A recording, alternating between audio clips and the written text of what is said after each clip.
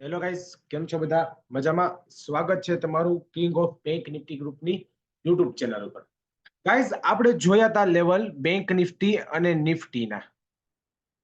Okay, bank Nifty અને Nifty બંને સારા એવા ડાઉન સાઇડના ટાર્ગેટ હિટ કર્યા છે અને પછી અપસાઇડના પણ ટાર્ગેટ હિટ કર્યા છે. આપણે પહેલા વેલા જોશું કે માર્કેટ મેં તમને કીધું જો હાઈ ઓપન થાય કે ત્યાં સાઇડવેઝ ઓપન થાય કે અપ સાઇડ ઓપન થાય તો ત્યાંથી બેરિશ કેન્ડલ બનતા તમારે ડાઉન સાઇડનો ટ્રેડ પ્લાન કરી શકો છો. આ ડાઉન જતા થોડુંક વધુ ડાઉન જશે, એ પણ મેં તમને કીધું હતું. એ ટ્રેડમાં ટાર્ગેટ હિટ થઈ ગયો છે, તો કોંગ્રેચ્યુલેશન્સ જે લોકોએ પ્રોફિટ કર્યો છે. બેંક નિફ્ટી અને નિફ્ટી બંનેમાં પોસિબલ બન્યો ટાર્ગેટ, અને અપસાઇડ માટે પણ આનો સપોર્ટ લઈને માર્કેટ અપસાઇડ ગયું હતું.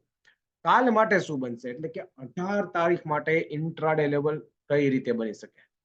તો પહેલા વેલા તો માર્કેટે અપસાઇડ થી થોડુંક નેગેટિવિટી શો કરી છે. અહીંયા થોડાક બાયર ઓછા થયા છે. ઓકે, કે નાથી થોડુંક સેલિંગ પ્રોફિટ બુકિંગ લાવી શકે એમ છે. તો પહેલા વેલા તો માર્કેટ કાલે 48,200 ઉપર ઓપન થાય છે. સારું ગેપ અપ ઓપન થાય છે, 48,220 ઉપર ઓપન થાય છે. ત્યાં અહીંયા બુલિશ કેન્ડલ બે સસ્ટેન થતા સારી એવી માર્કેટ થોડુંક અપસાઇડ મુવમેન્ટ પકડી શકે એમ છે. પણ કાલે ડાઉન સાઇડ એટલે કે આ લો ની નીચે માર્કેટ ઓપન થાય છે. ઓકે, એ લો ની નીચે અથવા આની લો ની નીચે 47,000 એટલે કે 48,000 નીચે ઓપન થાય છે કાલે માર્કેટ, તો અહીંયા કઈ બીરિશ કેન્ડલ શો થતા માર્કેટ ડાઉન સાઇડ જઈ શકે છે. અથવા આ લો ની નીચે એટલે કે અહીંયા માર્કેટ ઓપન થાય છે તો પણ થોડુંક ડાઉન સાઇડ ની પોઝિશન બનાવી શકે છે. સો સીધું માર્કેટ થોડુંક અહીંની બાજુમાં જ ઓપન થાય છે તો સીધું બાય ના કરી લેવું, પેલા વેઇટ કરો કે માર્કેટ શું ઇન્ડિકેટ કરે છે. સારી એવી બીરિશ કેન્ડલ સસ્ટેન થતા માર્કેટ થોડુંક પ્રોફિટ બુકિંગ અહીંયા મે બી અહીંયા સુધી લાવી શકે. પાછું અહીંયાથી સપોર્ટ લઈને માર્કેટ અહીંયાથી અપસાઇડ મુવમેન્ટ થોડી પકડી શકે એમ છે. પણ અહીંયાથી સારી એવી બુલિશ કેન્ડલ સસ્ટેન થાય તો જ, અને એસએલ સાથે લો, અને જો એ લો અહીંયાથી માર્કેટ ડાઉન આવ્યું અને આ લો બ્રેક કરશે તો બહુ વધુ ડાઉન જવાના પણ ચાન્સીસ બની શકે છે. જે બેંક નિફ્ટીના આ વ્યૂ છે. મેં અપસાઇડ ના તો કીધું, અપસાઇડ અહીંયાથી બ્રેક થતા ઉપર સાઈડ. હવે જોઈએ છે નિફ્ટી. નિફ્ટીમાં પણ સારી એવી મુવમેન્ટ આવેલી હતી. ઓકે, જે માર્કેટમાં પહેલા તો ડાઉન સાઇડનો ટાર્ગેટ હિટ કરી દીધો આપણો, જે કીધું તું મેં તમને કે એનો લો પાસે લેવું, ત્યાંથી પાછો એને સપોર્ટ બનાવ્યો, સપોર્ટ થી માર્કેટ અપસાઇડ. તો હવે નિફ્ટી શું કરે છે? નિફ્ટીમાં પણ થોડું એવું જાતા જાતા સેલિંગ લઈએ. તો કાલે નિફ્ટી 21,490 એટલે કે 21,500 ઉપર સારી ઓપન થાય છે અને સસ્ટેન કરે છે અપસાઇડ.